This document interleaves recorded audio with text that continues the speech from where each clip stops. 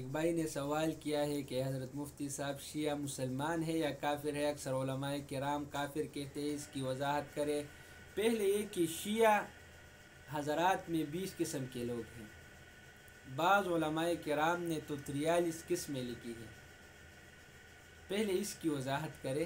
معتدل بھی ہے اور سخت اشد لوگ بھی ہیں، اس کی پہچان کرے، پھر اس کے بارے میں پوچھے کہ مفتی صاحب اس کے بارے میں آپ کا کیا خیال ہے؟ آپ یوں کہیں، میں بھی یوں کہتا ہوں کہ جس کا یہ عقیدہ ہے کیا وہ مسلمان ہے یا کافر ہے؟ جیسے بعض لوگ جناب محمد الرسول اللہ صلی اللہ علیہ وسلم کو حاضر ناظر مانتا ہے بغیر کسی تعویل کے، کیا وہ کیا ہے؟ کافر ہے۔ جو محمد الرسول اللہ صلی اللہ علیہ وسلم کو مشکل کشا مانتا ہے، وہ کیا ہے؟ بغیر کسی تعویل کے وہ کافر ہے۔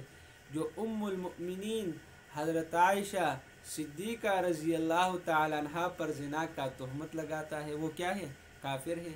چاہے وہ سنی ہو یا شیعہ ہو وہ کافر ہے، چاہے وہ بریلوی ہو وہ کیا ہے؟ کافر ہے۔ فرقوں کے نام لے لے کر اس سے ایک مبالغہ آرائی ہوتا ہے۔ دوسرا یہ کہ ساروں میں اکثریت وہ نہیں ہوتی جو صحابہ کرام کا گستاخی کرتے ہیں، بعض ایسے ہوتے ہیں تو سارے پر ہم کفر کا فتویٰ لگاتا ہے۔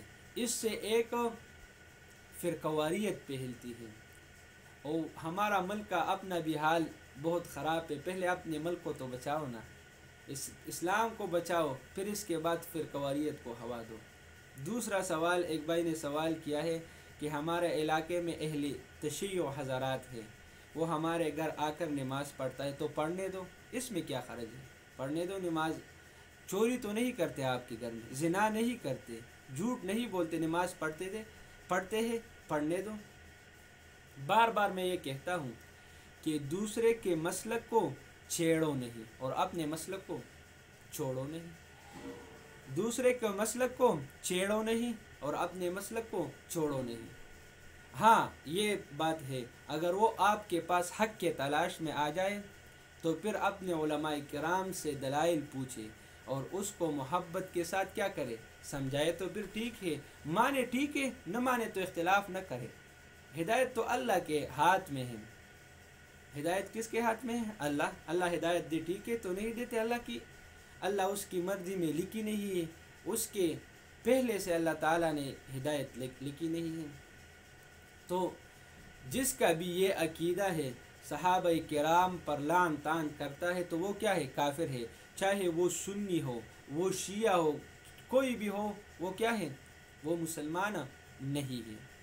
ٹھیک ہے، وہ نماز پڑھتا ہے، پڑھنے دو، اس کا اپنا فقہ ہے اور ہمارا اپنا فقہ ہے۔ اکثریت ہمارے اہل سنت والجماعت کے لوگ مطلقاً سارے پر کفر کا فتویٰ لگاتا ہے، لیکن ایسا نہیں۔ شیعوں میں 20 قسم کے لوگ ہیں، اشد ہے وہ کیا ہے؟ کافر ہے۔ جو معتدل ہے اس پر ہم کفر کا فتویٰ نہیں